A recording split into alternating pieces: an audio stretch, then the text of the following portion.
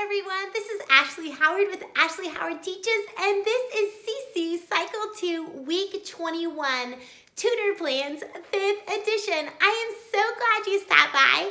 If you have a chance, would you hit that subscribe button and that bell notification so that you don't miss a thing for homeschool planning, homeschool reviews, homeschool fun. All right, I'm so glad you stopped by. Would you hit that like button if you get value out of this video? That helps me bring you free content, and it just helps this channel so much, and I so appreciate all of my viewers. All right, so let's get started. So today we are gonna start with math. Now, let me tell you, for math, I have used the same song for math for over 6 years. It's so catchy, and this is a long sentence. The Associative Law is kind of difficult to remember. So I'm going to direct you to that. I'm going to leave that song and a link in the comments below.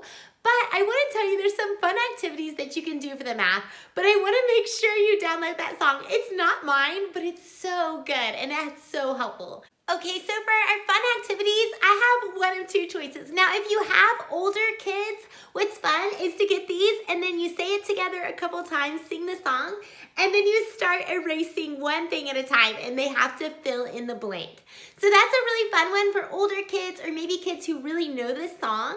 Another thing I like to do is bring pointers. So I'll bring different pointers to class and I will write this big on the board and they go through and each student gets a chance to point to the different letters and to sing the song as they go through and as the rest of the class helps them.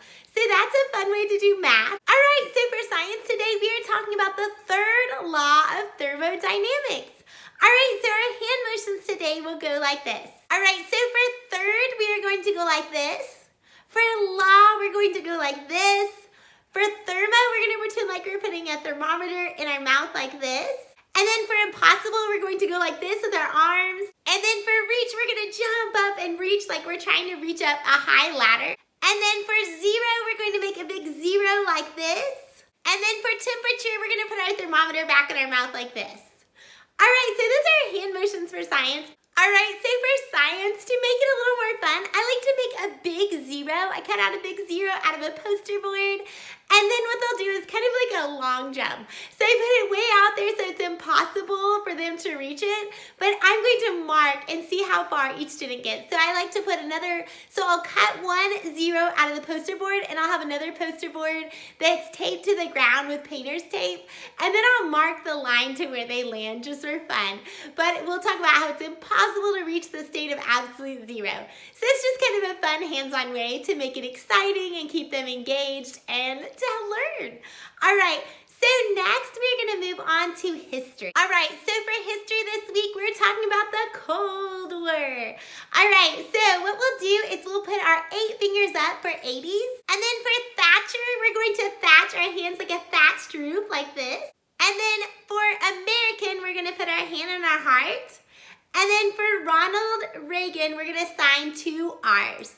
And then for together, we're going to go like this and shake our hands like this. And then to end, we're gonna put our stop hands out like this. And then for cold, we'll go like this. And for war, we're going to go like this with our hands.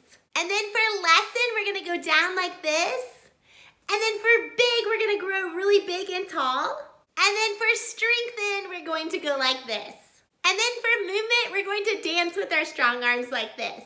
All right, so that is all of our history hand motions. Let's get started with our fun activity. All right, so just for fun, I'm gonna class into 2 groups. 2 even groups, should be around like 3 or 4 people max. And so one will hold an American flag and the other will hold the British flag, like this. All right, so there'll be separate corners of the room and then they're going to run together. They're gonna shake hands and then jump and give each other a high five. And then they'll switch off with their partner. So they'll all help sing it, but it kind of makes it more interactive and fun as they go through this song. Super easy to create. You can just print the flags online, but it gives them something to kind of remember as they go through that history song and something fun they did at CC that day. All right, so that is our history hand motions. Let's move on to English. All right, so for English today, we are talking about conjunctions. All right, so for our conjunctions, I like to sing it to a song. Now, I won't bore you with the song, but I like to sing it to supercalifragilistic. And as you go through it, you're gonna have to say together really long. So that is how I'm going to do English, our song. And then going to do this. All right, so for this one, I like to get little magnets and I like to laminate. Now, if you're looking for a great laminator, I will leave mine linked below so you can find that there. But what I like to do is hide different conjunctions around the room. Now, some of your kids are gonna be readers and some are not, and that's okay because you can help them out.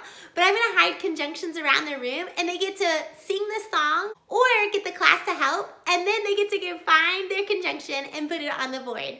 It just gives them a nice visual to look at conjunctions and talk about how they're connecting words, and for them to get a hands-on fun way to learn some different conjunctions and kind of put that in their mindset, in their brain as they're working along together to make this fun thing happen. All right, so that is my English for this week. Let's move on to Latin. All right, so for Latin this week, this is kind of a hard one. So we were talking about pluperfect tense, and to me that sounds like Pluto, which was used to be, whenever I was little, was a planet. I don't know about you, leave in the comments below if it was when you were younger.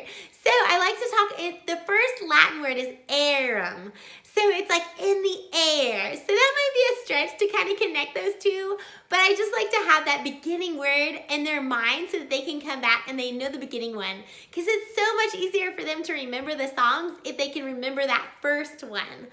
All right, so after we talk about that, we are going to pull out fun voice sticks. So this is where we'll pull out our sticks, do fun jumping jacks. We might do voices, we might do wiggly worm dances, something fun to keep them engaged and have fun. All right, so that's our Latin. Let's move on to geography. All right, so for geography this week, we are talking about Central America. So this week we have bigger areas to discuss. So this makes it great for some kind of manipulative. So what I like to use, since we're getting closer and closer to Easter, is I'll either find some Easter egg stickers or maybe some bunny or some spring stickers, and I just cut them out, leaving the backing on them, and then they get to place the stickers onto the different locations. And then they can trace, they can dot, they can point, and we can go through all of them again. So that's kind of a fun way to do that. I always let them take them home and pick extra ones that they want to. So they just love to do that. So that is our geography this week. And now we are coming to the very end, which leaves us at review, which is one of my favorite things because it's so much fun to end the day doing something fun and exciting. So for review this week, I love Easter bingo. So I will leave a link below for one that I found on Amazon. It's perfect, it's Christian theme, it's so sweet. And then you can ask your review questions each time you pull up a card. So each time you pull up a new card for them to place a placer on, then you can ask a question, they answer the question, and then you do a new one. And then at the end, I like to have like little Easter pencils or erasers as a prize when each of them gets a bingo. So that's kind of fun, or maybe a little Easter candy, whatever you prefer. All right, so I also love, I saw this on Amazon. What a great idea to look forward to for the next week. There's some charades, so some Easter charades that are really sweet. You can even make up your own Easter charades. I found some on Amazon. I'll link those down below. But you can even make up your own charades, and they act out the charades, and then they get to answer a question, and the next person comes up and acts out something fun for the class. So that's kind of a fun way to keep them engaged too. All right, so that is week 21. I hope you enjoyed. Don't forget to hit that bell notification so that you don't miss the next video. And let me know down below what week you are on CC. I love to hear, I love to know that I'm on track and that I'm not missing anybody. Just let me know in the link below. All right, so good to see you. I will see you next time. Don't forget to check out the links below in the description. I have tons of homeschool video ideas for different curriculum and reviews. And I have great homeschool products that you can use, like laminating machines and different things like that. All right, so I will see you next time. Good